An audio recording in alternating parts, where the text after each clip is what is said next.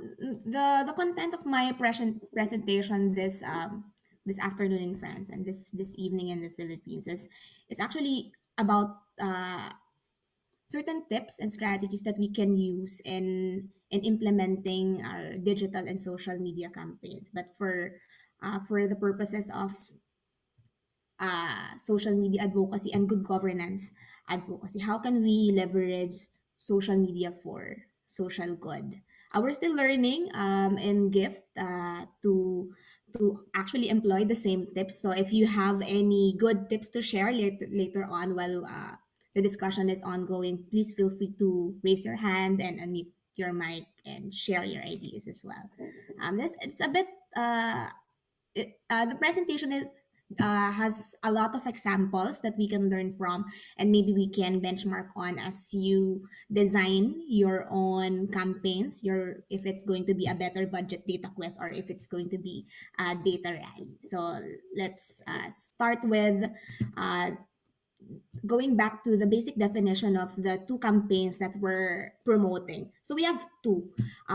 We have the Better Budget Data Quest and we have the Public Infrastructure Data Rally from Home. Now, the basic difference among these two campaigns is mainly on topics and coverage. The Better Budget Data Quest, I guess, is more, expansive in coverage. It can deal with basically core themes, and then we're going through data on the budget in terms of certain selected sustainable development goals and certain budget related data in terms of implementation of the pandemic response.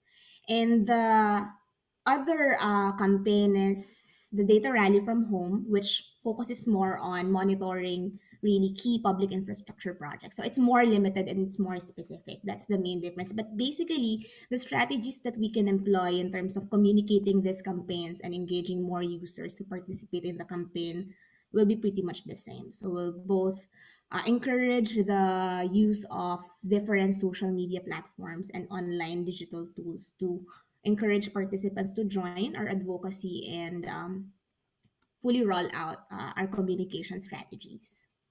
And this year, we're really encouraging everybody to go fully virtual and implement what we call user generated content campaign. So it's basically crowdsourcing. All of the content should be coming in from our participants. Later on, I'll explain and I'll share more about the benefits of implementing user generated campaigns and why we're fully encouraging everyone to go this path.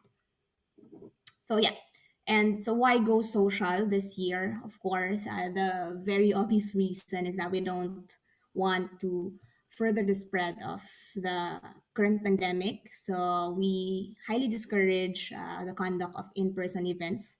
Previously, as far as I know, in the past couple of years, there have been mixed methods of implementing the Better Budget Data Quest and the Data Rally on the Streets campaign. Uh, a mixed method of online campaigns and offline in-person events. But this year, we want everybody to focus more on the virtual side of communicating these campaigns with data users, data publishers, and other key audiences that we want to engage. And another benefit, I guess, of going social is that it is a very effective and practical way to involve a wider set of audience. My colleagues in the Philippines, you know that we've been going around the country for the past couple of years, spending lots and lots of money on logistics, on hotel accommodations, and it's difficult government procurement and difficult. The good thing about going fully social and fully virtual is that it's very practical. You can deliver as much engagement and even cover a wider set of audience with less cost. You don't have to pay a lot of people, pay a lot of services just to be able to do your outreach activities. And another thing is that uh, going social encourages the more silent people to participate as well. So it facilitates unique and creative discussions on key governance issues. In these campaigns, we focus on the budget. In Hootsuite, it's a social media marketing company, actually says that user-generated campaigns, or crowdsourced campaign, is 35% more memorable than other kinds of campaigns. So when you get your audience to be active participants and active collaborators in your campaign, there's a lot of recall, and it makes your brand, or it makes your advocacy more reliable and trusted by your audience. And it's also a great way to really get authentic citizen feedback. That's why it develops more trust between the brand, or between the advocacy, and the audience that is being engaged. So in the process, you also build trust there. So the genius of user-generated campaigns is actually it turns your contestant, or participants, from being passive into active advocates for you, for free. So in this case, you generate a lot of advocates of good governance and fiscal transparency. So by arming these people with collaterals, with guidance and incentives with your prices, it initiates actually an organic and potentially viral distribution channel. So lots of people could be exposed to the advocacy without you needing to do a lot of logistics preparations. We spent a lot on designing banners, on designing staging requirements, and paying a lot of people for these activities. But the beauty of going on social media, you don't need to do that anymore. So the great thing about going social and leveraging on user generated campaigns is the citizens are transformed from passive viewers into active collaborators and partners. So let me just provide you a little more data about social media activities of people online these days. So the latest report from Hootsuite is that they're saying that currently, and this data is based on, is updated in January, or published in January 2021. So this is very recent. So they're saying that currently 53% of the world's population is currently online. In the current average time that we spend on social media is 2 hours and 25 minutes. That's a lot. It takes up, like, I think, more than one fourth of our workday. And given the pandemic, more and more people, given the limited options of interesting things to do, they resort to going online and exploring content and other things to do on the internet. So you can see here, there's a significant increase of social media, online, and other digital activities um, among internet users aged 16 to 64. So that's a really amazing increase that we're seeing this past year in terms of online activities. And in terms of mobile applications, of course, uh, we don't really spend a lot of time on the internet or on our laptops when we access social media. We usually access them using our phones. In the main, or the of course the top application that's being used by everybody is still Facebook. So they're really good at improving their content and the functionalities of the social media platform. That's why it remains on top of mobile applications being used by a lot of people globally. We're also seeing WhatsApp, Messenger, Instagram, Twitter, and TikTok, and Snapchat as other platforms that are part of the top 10 mobile applications being used globally. And in terms of general coverage and general use, Facebook still reigns the the rankings of the world's most used social media platform. Next is YouTube, WhatsApp, Messenger is there, Instagram. But as you see here, TikTok has increasingly, I think, has greatly increased its rankings in the past few years, because they really generate a lot of content and a lot of interesting functionalities and features uh, in this social media platform. So it's really interesting to see the statistics here.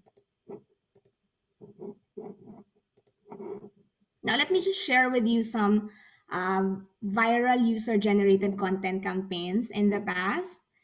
This is really successful campaigns implemented by different brands. I'm sure if you drink Coke, or if you you will definitely remember this campaign. So they came up with this, I think in 2011, like 10 years ago, but it's still, I still remember it because it was very effective. I was really excited when I saw my name in one of the bottles. So the genius of this user generated campaign is that they took the names of like commonly used names and put it in the bottles, and it generated a lot of response globally. It started in Australia, and then when they saw how much people responded and shared online their excitement about seeing their names on a bottle of Coke and sharing it with somebody, so they started implementing this globally up to 180 countries.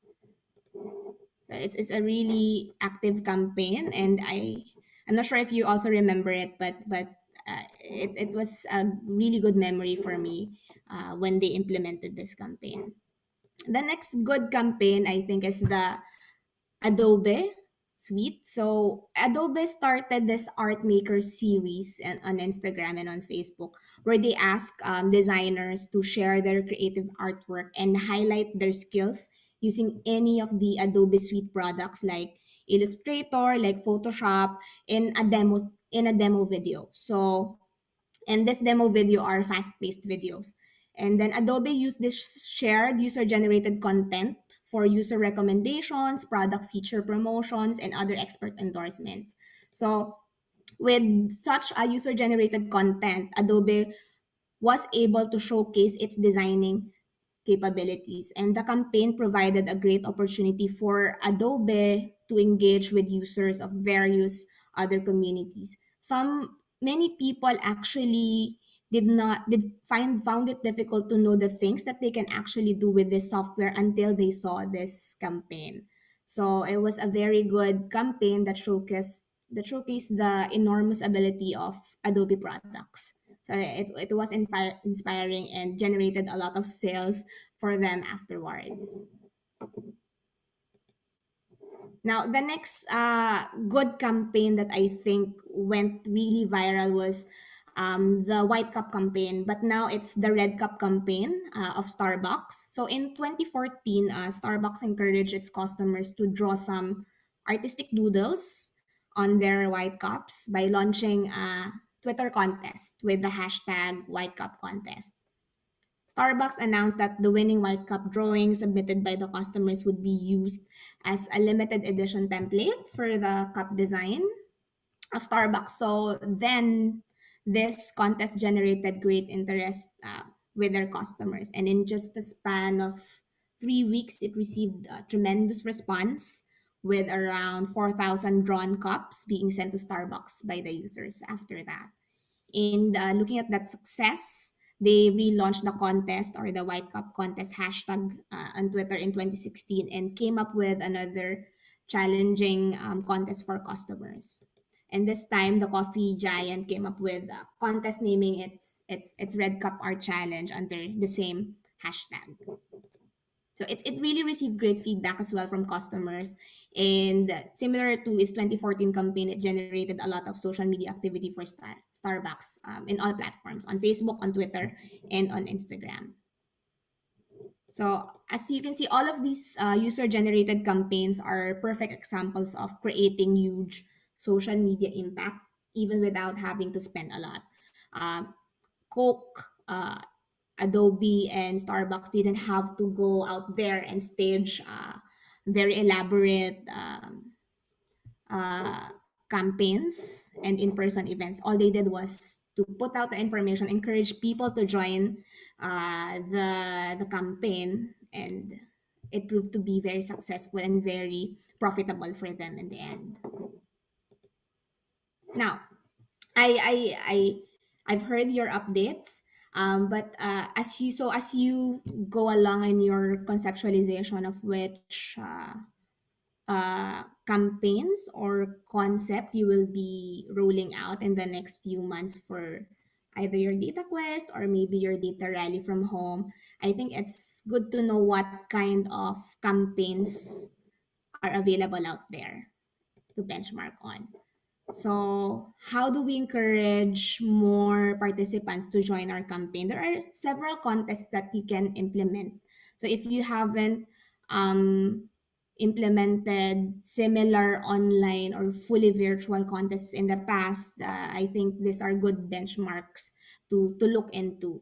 So, first, an example of a user generated content campaign are photo and video contests. So, where you solicit participants to post a photo or a video and tag your account or use a specialized hashtag. A good example of this is the Toyota campaign.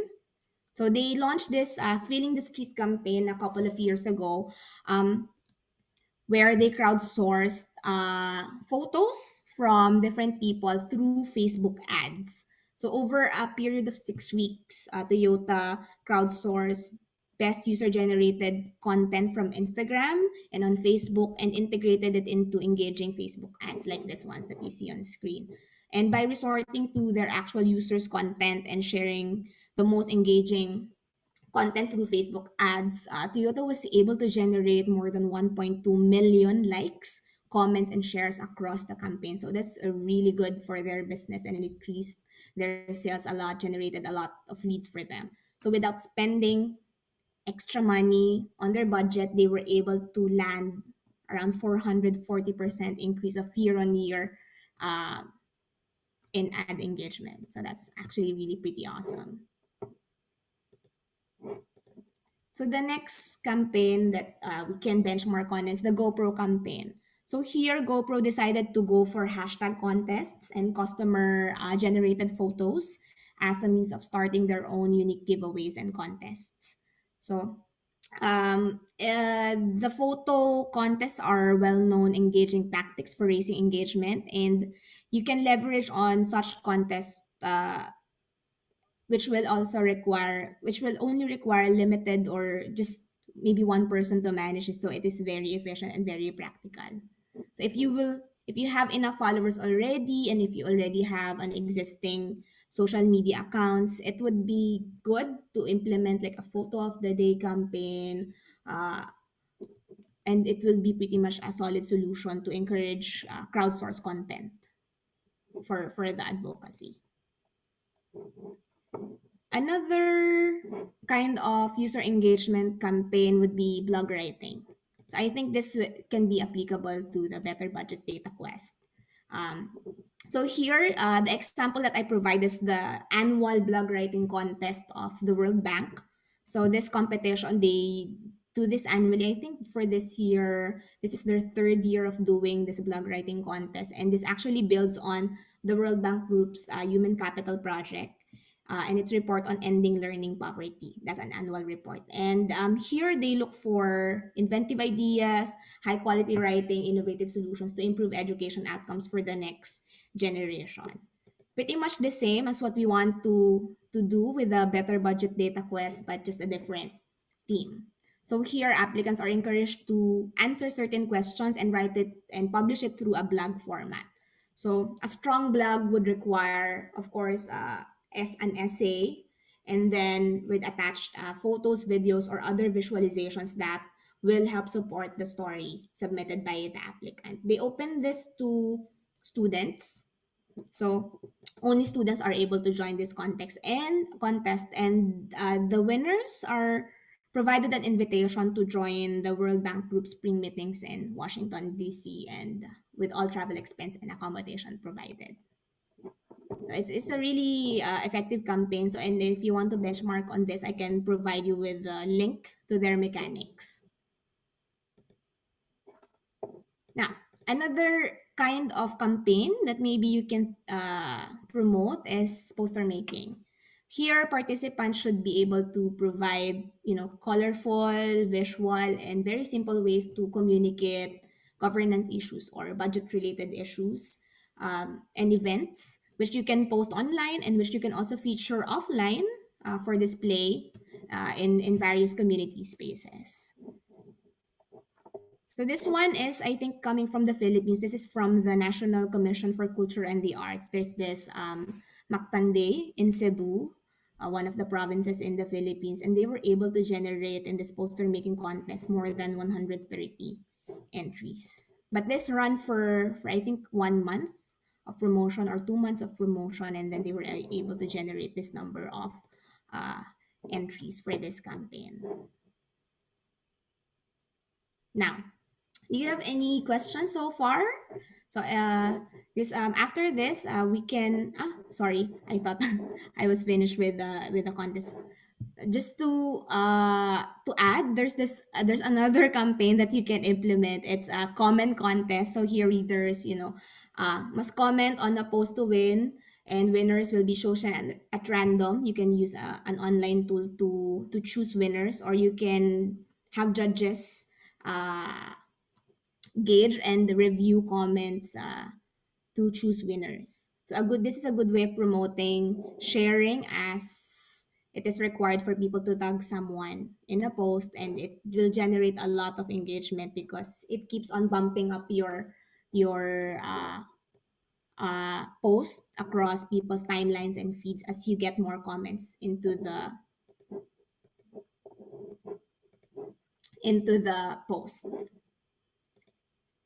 Okay. And additional strategies to promote this contest to generate more engagement is the requirement in the mechanics to for people to like, for people to comment, for Twitter to share and retweet, to tag and subscribe.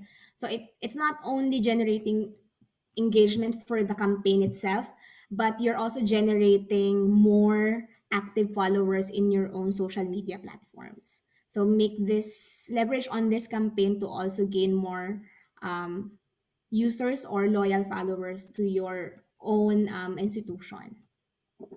And a good culminating event for all of this will be not only as a post, but we encourage, good virtual conferences where you feature winners, and where you can also award these winners and encourage more participation in future events like this.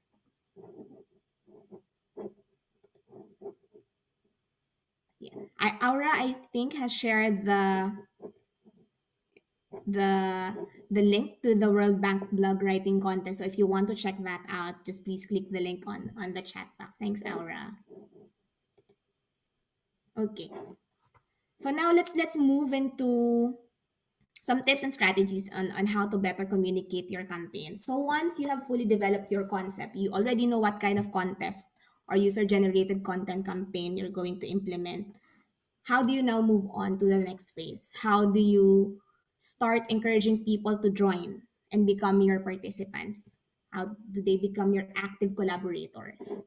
Here are some tips that I've learned through various research, and I've asked also, I think, Pearl, because Pearl from the Presidential Communications Operations Office, they've implemented last year uh, a series of online campaigns and contests, which have earned them a lot of lessons, which we can apply this year in implementing a fully virtual campaign. So they did not mix it with in-person events. Everything was fully virtual up to the awarding phase, and we can talk about that later maybe. So first, once you have your concept, you must also have your communication objectives. It's important to know the difference between a project objective and a communication objective. So the project objective is one, for example, for the better budget data quest, we want to promote the use and the demand for budget information, and we want to generate key insights and new insights from the analysis of this available budget information. So your communication objectives should be related, but it should not be the same with this project objective. It should be derived rather from your wider set of project objectives. So the two key questions that we ask here is, what is our project trying to do, and how will communications help us do it? So we focus not just on the outposts of a communications campaign, how many posts, how many social cards, how many posters are produced, but also on the outcomes. What kind of actions do we wish our target participants to do? Do we want them to be aware only? Do we want them to join the contest? Do we want them to actually impart knowledge, or analyze certain type of data, these kinds of things. And your activity should be focused, and your objective should be focused, and so there should not be a lot of objectives. So maybe aim for five, even two or three objectives, uh, when you write it down. But the more specific and the more measurable it is, the more focused and efficient your communications campaign can be. So this is a sample template which you can follow in coming up with your communication objectives. Well, first, what do you want to do? You want to raise awareness, prompt action. Who do you need to engage? So we want to avoid very broad categories. It's hard to come up with compelling messages and targeted messages when we just target everybody. So the more specific, the better. And what do you want them to do? Do you want them to engage? Do you want just to create awareness, disseminate certain information, or do you want to prompt action? How will you know that you have succeeded? What are the target indicators that can show that you have achieved the above? And when will you do it is important to be included in writing down the objectives. So this is a sample objective that I drafted, that can be adopted if you're implementing similar campaigns. So for example, you're doing a better budget data quest, an objective could be to demonstrate recognition and encourage information exchange on topics related to the budget and its roles in addressing sustainable development goals and COVID 19 by recruiting students and young professionals aged 16 to 30 years old to join the Better Budget Data Quest with a time frame of March to May 2021 in time for the Open Government Week. Yeah. So really, I think this is just my perspective of dividing the set of audience for these two campaigns. But of course, this is just guidance and um, more than a requirement for you to follow. So if these are not your target audience, you can you can develop your own audience persona as you wish. But I think more of the audience that we'd want to engage in the data quest are either teams of people or individuals. It's up to you. But most of them having intermediate to advanced knowledge in perhaps data science, economics, or journalism. So we target students, graduate students, and maybe young professionals here, and those who are taking data science courses. Smaller CSO, smaller groups are also, good people to encourage to join the data quest. But for the data rally from home, this can be more individualized. So it's more um, oriented to have ordinary citizens join the campaign. So what they can do is just go out there or just go to Google Map, maybe monitor and tag where specific public infrastructure projects are, and see what they can review from Google satellite images. So anyone can basically join the data rally from home, but for the data quest, I guess we will need a more exposed group of audience to fiscal transparency and other good governance issues and advocacies.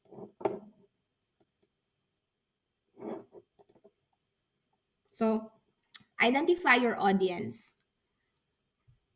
In this sample objective that I shared with you, it's, as you can see, it's very specific. It even has an age range because it's really hard to target your messaging and campaign to a broad audience like the public, or just if you just mention youth, because so having this more specific profile for your audience, you can avoid wasting time and energy on people who aren't really interested to participate.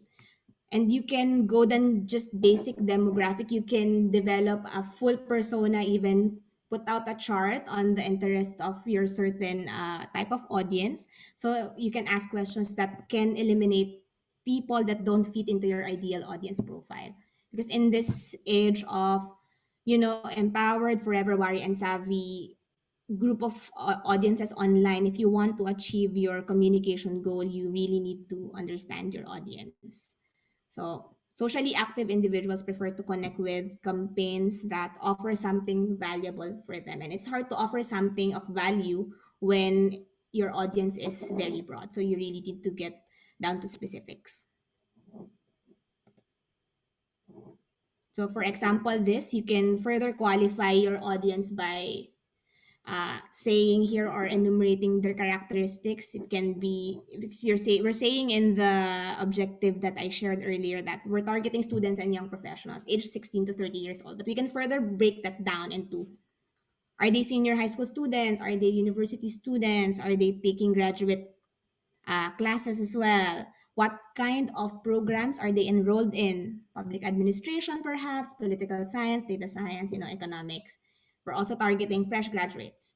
And young professionals, what kind of young professionals do we target? We want people working in government, working in the academy, or working in the development sector.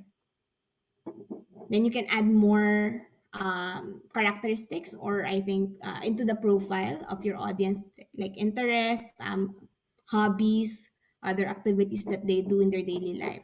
So you can actually develop your compelling copy or your compelling messages targeted to this specific audience. It is very important to specifically cater to your audience and keep everything relevant to their interests and needs. So when you have a clear idea of who your audience is, you can keep them engaged, come up with compelling copies, and offer more relevant giveaways and messages that matter most to them.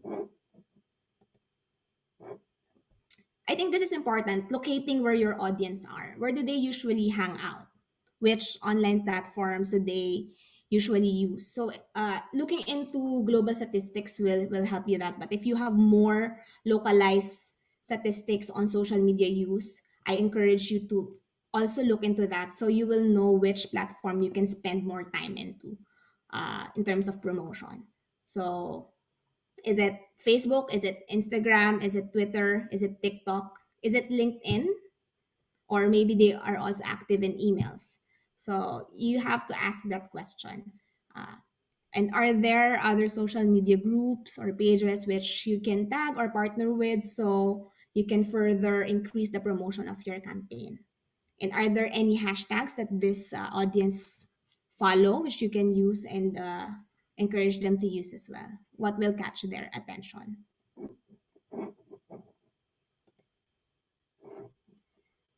The next tip is to, I guess, is very important, which is leveraging on partnerships and combined sponsorships. You don't want to just be limited into your own network. You want to expand as much as possible. And a great way to do just that is to get more people on board as organizers and as promoters of the advocacy. I'm sure currently you have already a lot of partners that you're working with, which can help you with this. So we have civil society organizations. They can be part of the concept development, even of the implementation, and can be resource persons, judges, and they can help you with marketing and cross posting of your promotional campaign materials. Other government agencies, they have the resources to help you encourage more people to join. For example, if you're targeting students, a good partnership with the Ministry of Basic Education and Higher Education would be good. Partnerships with the Ministry of Culture and the Arts would also be great.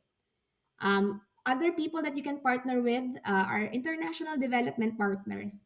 Now, GIFT, of course, is one of offers you great support. But we also encourage other development partners, maybe perhaps the UN, World Bank, which can help you with other sponsorships and other prizes, perhaps also by providing resource person as well as marketing support.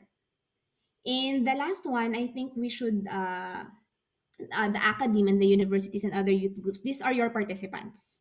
So they are a good source of a captured audience and entry. So if you have a partnership with a specific university, you automatically have your entries. And if that partnership can focus on generating participants for your campaign, that would be great. I think another good practice is going further down into the command chain of command. Go specifically to professors teaching political science, professors teaching data science, so they can make it a requirement of their students to join the contest. With that, you don't problematize much, or you don't have a lot of problems with generating entries and participants for the campaign. Now, how do you further promote your campaign? We have what we call ambassadors or influencers or champions. It's not just your usual vloggers on YouTube, not just your usual TikTokers or Instagram influencers. The ambassadors can always be, people in positions of power like our ministers, deputy ministers, assistant ministers, and directors. Can be individuals or institutions that are experts in that subject, civil society organization leaders, international development partner leaders, can be the media, journalists, and of course the other more general view of influencers are the cultural icons, actors, actresses, musicians, and other online celebrities.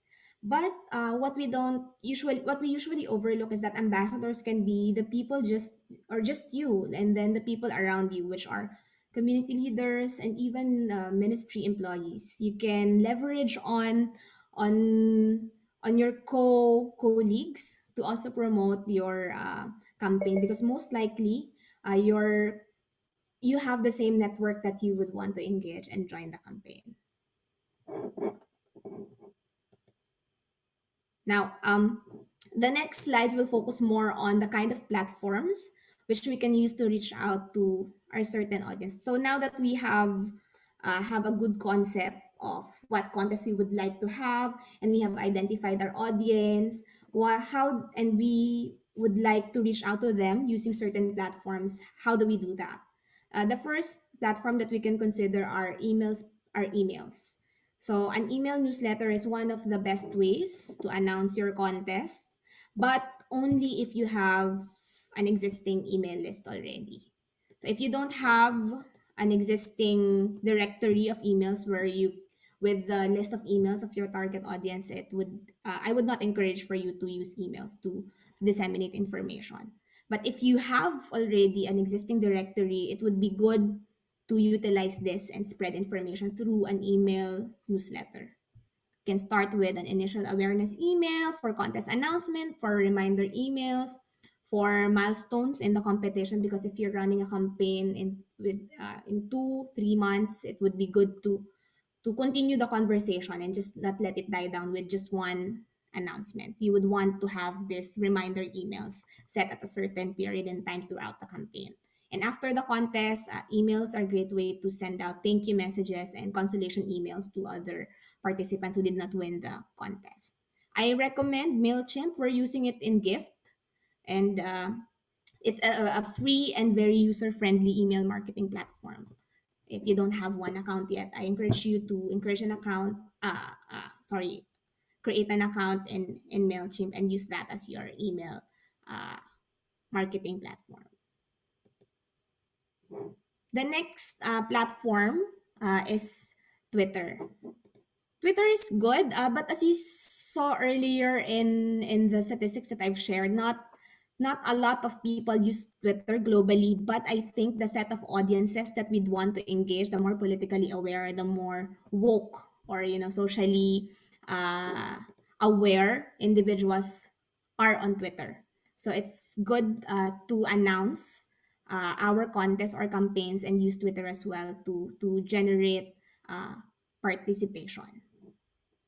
So throughout the campaign, if you have one specific messages, it's good to create at least 5 variations of that and schedule a tweet over the campaign period. It's okay to tweet multiple times a day. Many followers don't see a tweet because they follow lots of users. So it's okay to post multiple tweets in a day. So how do you create a good Twitter post? You're limited to 140 characters, so you should use very strong call to actions in your images. So images can help your tweets stand out from the rest of the tweets that people are seeing on their feeds. They also show your users what they have, or what prizes are in store for them to win. And so always consider including a photo when tweeting about your campaigns. So if you can notice this particular tweet that I featured here, you can see in the photo they include the calls to action. So retweet and follow for a chance to win these following prizes. You can do the same with Facebook as well and ask people to like, comment, and share the post. And hashtags, they are very good at using hashtags. And you see here they added a specific tag on sweeps because on Twitter, there are active followers of certain hashtags. So if you use hashtag sweepstakes, hashtag contests, hashtag competition, hashtag win, these hashtags get a constant stream of participation because a lot of people are looking out to join contests to win certain prizes. So there are followers of this hashtag. So it's important that you know good hashtags to use in announcing your contests. So you also see here that this is a complete announcement. They use good imagery. They promote the mechanics clearly, and they use hashtags, and they include do you call this a specific link for specific mechanics. Yeah,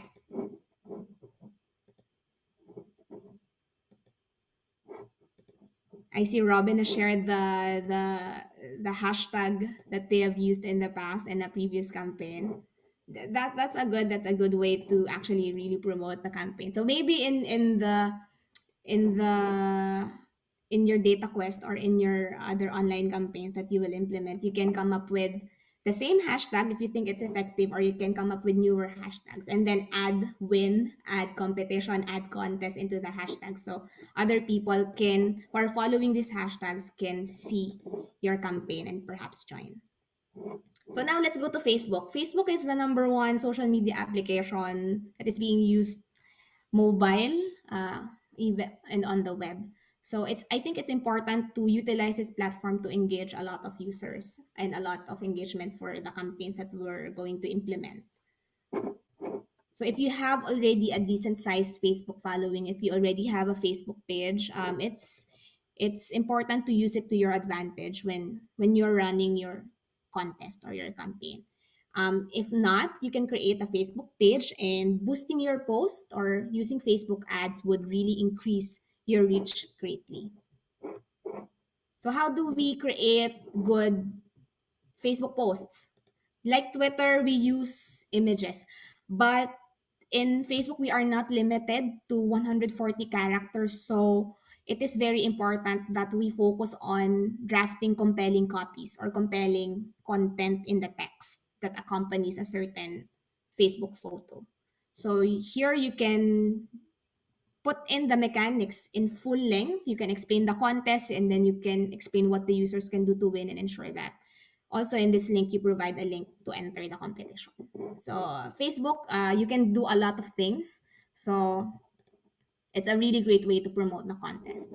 And another good thing with Facebook is the ads are working, and you can target certain groups of people using the ads, and it does not really cost a lot. So Facebook ads can be a very effective way to increase visibility of your specific post with your existing fan base or existing followers, and more so other audiences that are not in your existing followers list. You can pay just a small amount to boost your specific post and help you reach new potential contest entrants based on demographic rules. So Facebook offers you a list of uh, demographic information where you can choose the type of audience that you wish to promote your ads in. So it's really good, and it's not very expensive.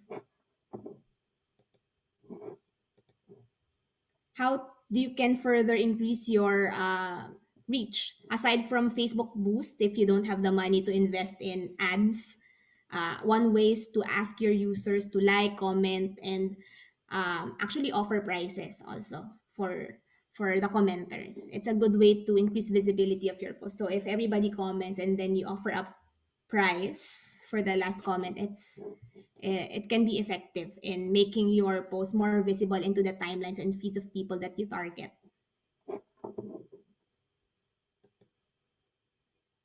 Then I've discussed this already. These are the ads. It's very effective to increase your visibility and your specific post to your existing and more people that you target. So this is how a specific ad will look when you uh, pay for it, and it will appear in the timelines of your specific audiences. Now, Instagram, it's quite difficult to promote campaigns on Instagrams because there's no link. I mean, it's external links. You cannot put in the specific post itself. There's no share and reshare in Instagram. But if you have an Instagram account, and if you have a lot of followers there, it's a good way to still promote your campaign. And how can you leverage on that? For links, you can include clickable URLs in the bio page here. So the only place where you can put clickable links is in your bio page on Instagram. So you can edit that part and make sure to add a website link where people can click and go to if they want to learn more about your specific campaign.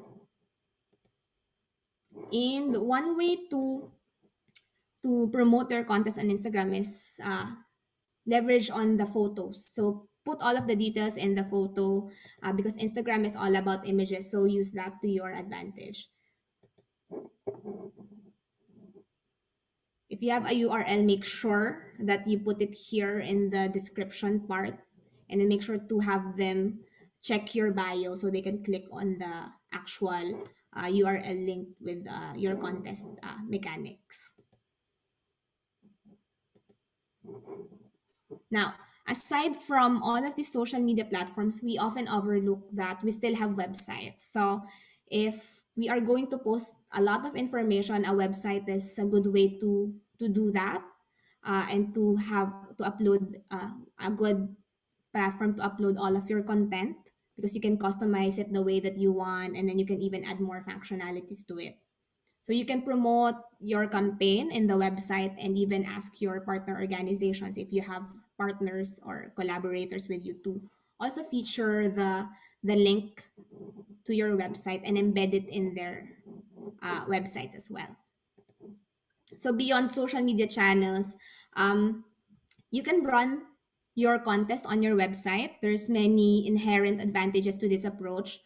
One, you're sending traffic from social media to your actual website, and you're providing a more consistent experience throughout the whole campaign process. So they don't only rely on the social media for information; they actually have a credible source, a platform where they can get the same information and boost reliability of your campaign. Now, this is I think one important thing to also consider when we promote our campaign. So, if we want to generate a lot of participants, if we want to generate a lot of entries, the price itself is very crucial to the success of the campaign, because it directly influences how incentivized people will be in joining the contest and how well the campaign will do in the long run. So it should excite people, it should get them engaged, it should motivate them to take the required steps to enter the contest. It should encourage them to follow the mechanics to the letter. So, but this will actually tie back to your partnerships and to your budget, and how big a price you can offer to attract quality entries and audience engagement. So depending on the type of contest that you're running, you'd want to consider what prices you can offer. Um, we're already offering in gift support for the prices, but it is also good if you can generate more from your other partnerships, or if you have swags available in your offices. I know government always produces this other collaterals that you may have not been able to disseminate because of the COVID pandemic. If you still have that in stock, you can put that in as additional prices and consolation prices for your other online activities. So if you have mugs, if you have jackets, and if you have pens, other swags available in your stock rooms. So this is a good way to to spread that advocacy and encourage people to join the campaign. So for prices, it's good to offer, or it's an option to offer tiered prices based on the engagement that you'd want. So it will differ significantly on the content or on the kind of contest that you would want to to promote. And this strategy would actually allow you to gain insights about your audience without actually nudging them to opt out earlier than desired. So if you only have one prize, it's just one prize that everybody is fighting to win. But if you have a lot of prize, and even if you have a consolation prize, that would definitely attract more entries. So if I'm a student and I'm not quite sure if I could enter because I know there are a lot of other good entries that I cannot beat, it's good to know that I can have a consolation prize if I just join this contest. I'm sure you have a lot of jackets there, a lot of other swags available. Make use of that. Don't let them, uh, you know, uh, be stocked in the stock room. Go use them in the campaign. And just actually having a certificate of participation already matters. You would be amazed at how proud people can be if they receive a certificate of participation from government or from um, civil society as well, that they are actually part of something meaningful. That recognition also goes a long way.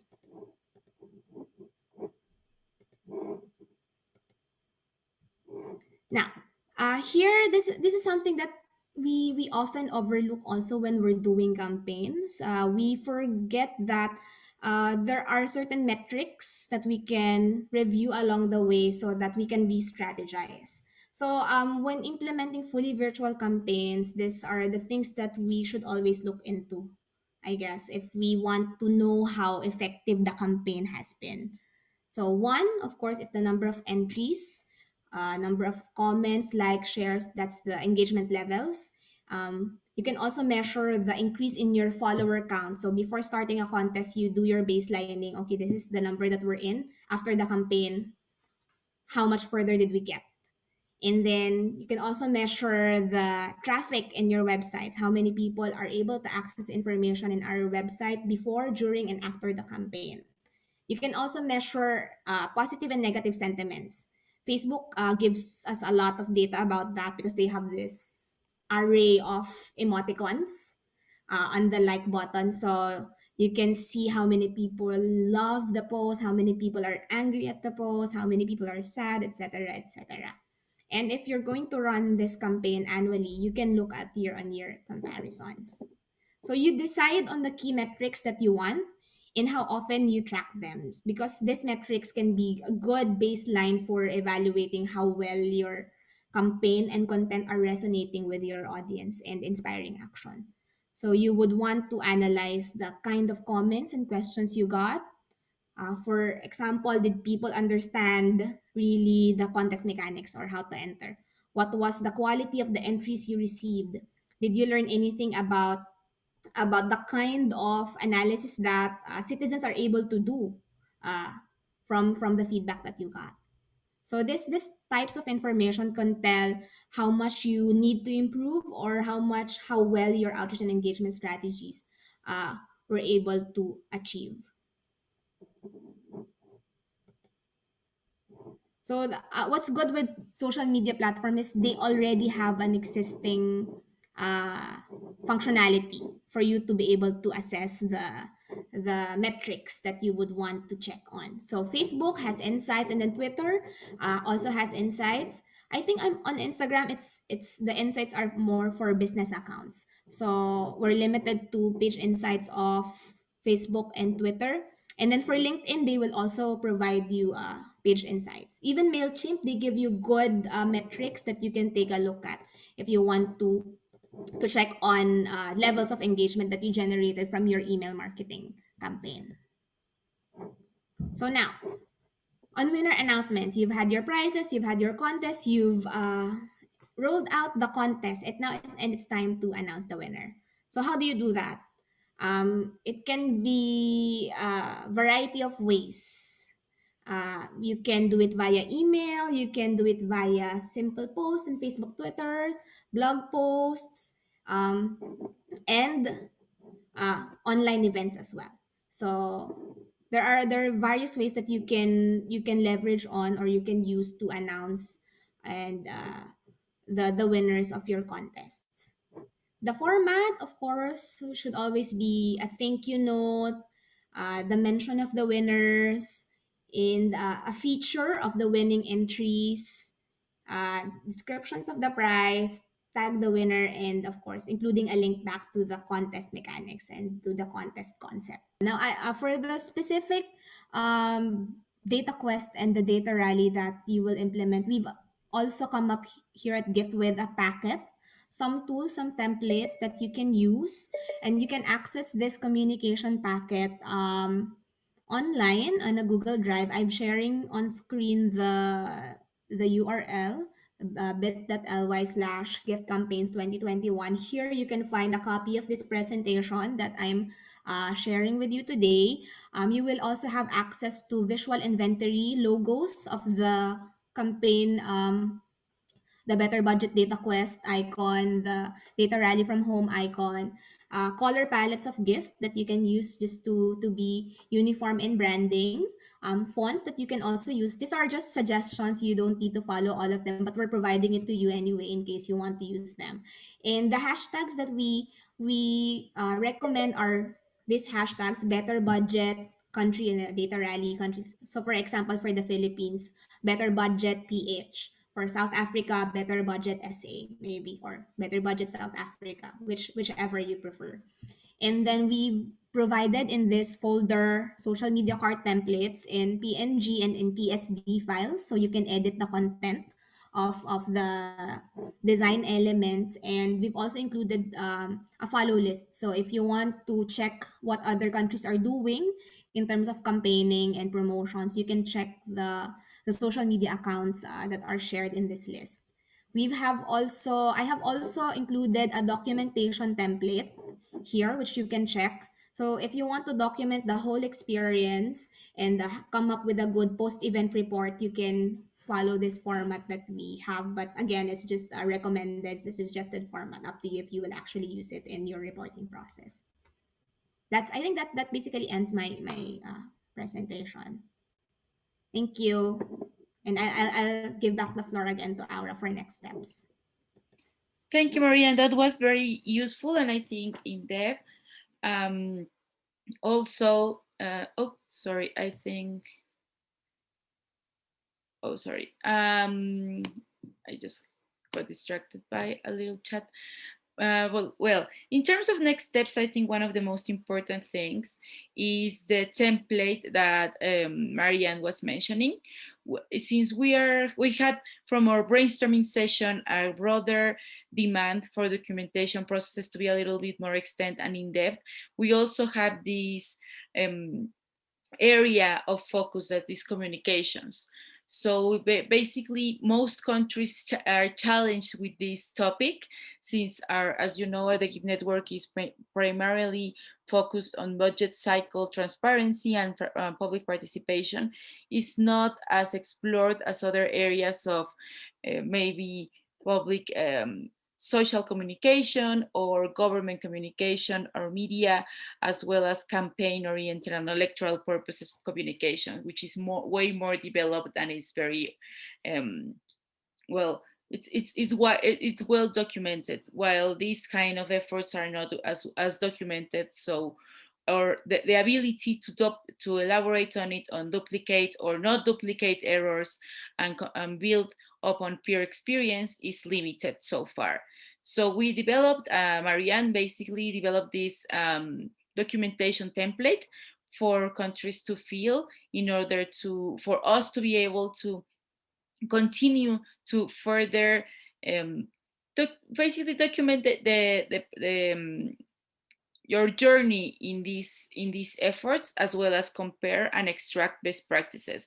As you know, all of the efforts are documented separately, and when we join it together in a knowledge product, it will be kept basically anonymous. So we're not going to put who did best or only we'll highlight strategies rather than specific actors, and if you wish your specific case to be documented and highlighted separately, that could also be done through a case study of your specific implementation or community outreach strategy. That's it right now for our next steps. We are still in terms of communication. We're still gonna be also highlighting efforts that you make during the social media campaigns, that if you let us know when they start, even if not through this document, but through emails, so we can keep on replicating your contents. That would be great.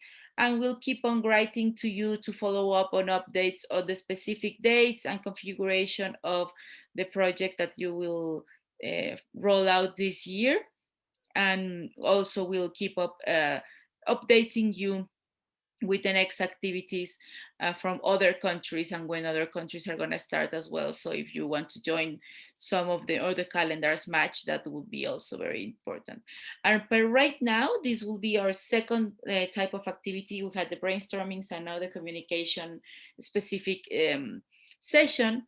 But as per right now, we're closing this agenda of 2 sessions, and we will be building on a new agenda in case of needed when we have more updates on specific rolling out efforts. Nonetheless, if you are interested in a specific session or follow up for your countries, we can do that as well, either individually or if you're interested in a follow up in some specific topic when you have a rounded up version of your project, that'll be also very possible and we are available for that. So I'll open up the floor for questions, but I know we are already taking a bit of your night. So if there is no questions, then we'll be then ready